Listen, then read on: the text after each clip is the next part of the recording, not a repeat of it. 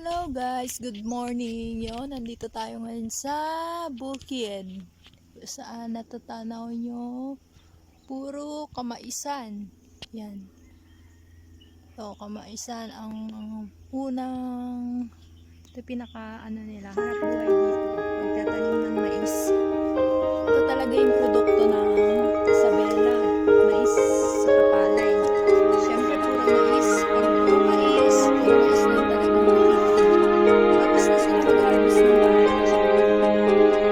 Mais po na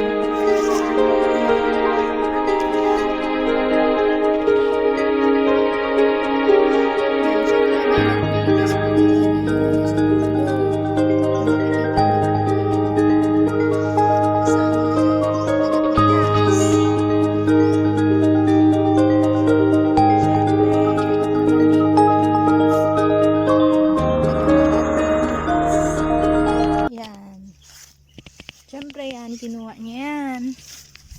Babalatan natin po yan. Babalatan. Paano ba magbalat ng mais? O magtanggal. Yan, siyempre tatanggalan niya yan. Ganyan.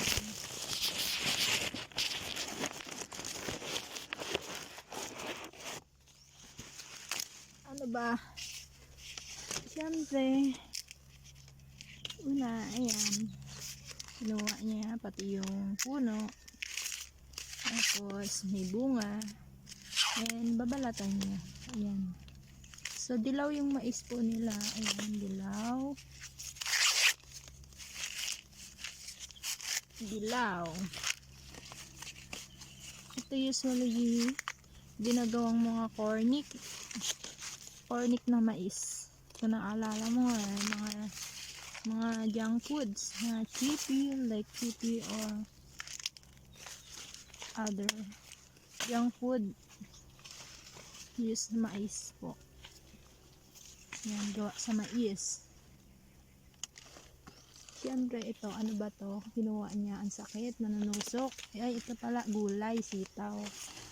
Tawag nito sa amin from Montalban is ayap. Ano tawag dito sa inyo sa Isabela? Yasi. Sa Isabela, yasi. Sa amin sa Bisaya is ayap. Ayap kasi ito yung maliliit na sitaw. Ayan, maliliit. And then, itong may dahon is kulitis. Yan, matinik pero masarap siya sa munggo. Yun. Combination po.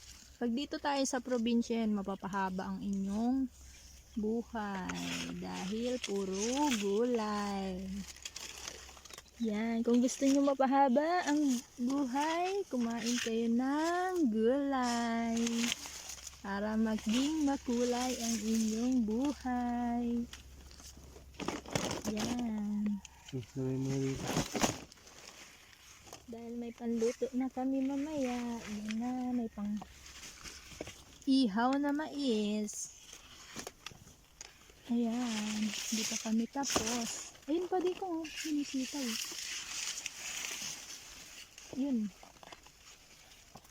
Yasi, pangalan sa inyo, tawag dito? Nasi. One nasi. Pag mga ganito guys, pantanim na kasi na brown na siya. Pantanim na, kumbaga binhi. Ito, ganito lang ginagawa ng mga magsasaka dito. Ito yung mga hanap buhay na taga Isabela. Mais. Magkano na ngayon kilo ng mais? 25 yata. So yan, dahil medyo maganda kita na ngayon ng mga farmer kasi medyo tumaas na ang per kilo ng mais nila. Yon 25, dati around 15 pesos. So luging-lugi yung mga magsasaka. Dahil syempre babagyuhin, tulad niyan may mga tumba, yung iba may nakikita kayong tumba, yan. Syempre yung ibang magsasaka natin pag binagyo lugi sila, 'di ba? Tapos bibilhin lang ganang presyo. 15. Oh, ang hirap pa po talaga magtanim sa totoo lang. Siyempre, andyan yung init, pagod. Ayan. Kaya tiyagaan lang. Kaya salute sa mga farmer na mahilig magtanim. Dahil sa kanila may nakakain tayong bigas at mga junk food na gawa sa mais. Yan. Kung walang farmers, wala tayong makakaing bigas saka mga junk food na gawa sa mais. Ayan. Yon. Naranasan ko din to magpitas dito ng sa karamihan ng mais. Puro mais talaga yung nasa harap ko. Yon. Yon. Wala ang matatakbuhan. Puro kamaisan po talaga. Ayan. Ayan. Ayan.